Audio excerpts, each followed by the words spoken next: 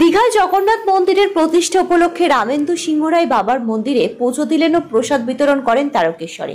বুধবার রাজ্যের মুখ্যমন্ত্রী মমতা বন্দ্যোপাধ্যায়ের হাত ধরে উদ্বোধন হতে চলেছে সমুদ্র সৈকত দীঘার জগন্নাথ মন্দির। তার আগে মঙ্গলবার শুরু হচ্ছে মহাযজ্ঞ এবং প্রাণ প্রতিষ্ঠা অনুষ্ঠান।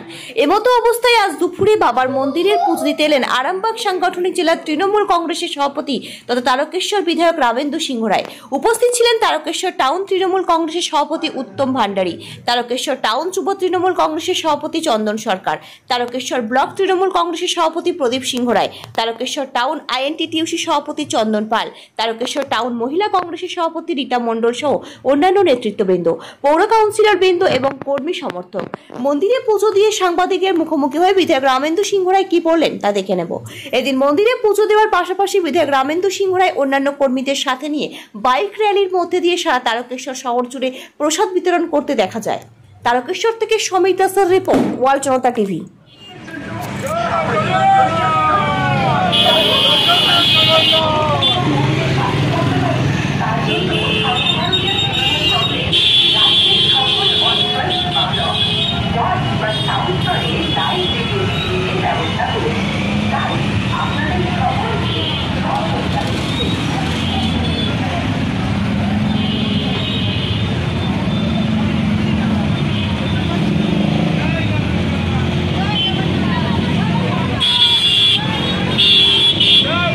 জয় জগন্নাথ।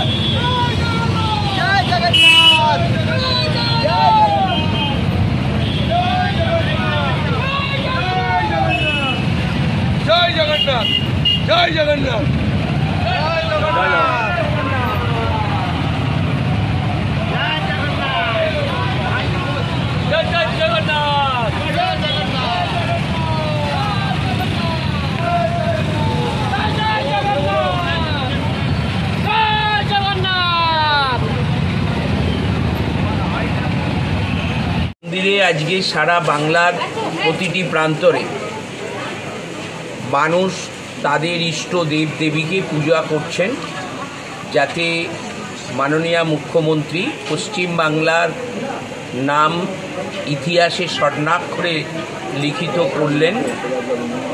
দীঘার সমুদ্র সৈকতে শ্রী শ্রী ভগবান জগন্নাথ দেবের মন্দির প্রতিষ্ঠা করে আজকে সেখানে যজ্ঞ চলছে। আমরাও আজকে তারকেশ্বরে বাবার ধামে বাবাকে ভোগ নিবেদন করে বাবার কাছে আশীর্বাদ চাইলাম যে জগন্নাথ দেবের মন্দির তোমার মতন ইতিহাস প্রসিদ্ধ যেন হয়, তোমার এখানেতে যেমন কোটি কোটি মানুষ এসে পূজা দেয়, তাদেরকে তুমি রক্ষা করো, ঠিক জগন্নাথ দেবের ওখানেও যেন কোটি কোটি মানুষ যায়, জগন্নাথ দেব যেন তাদেরকে রক্ষা করেন।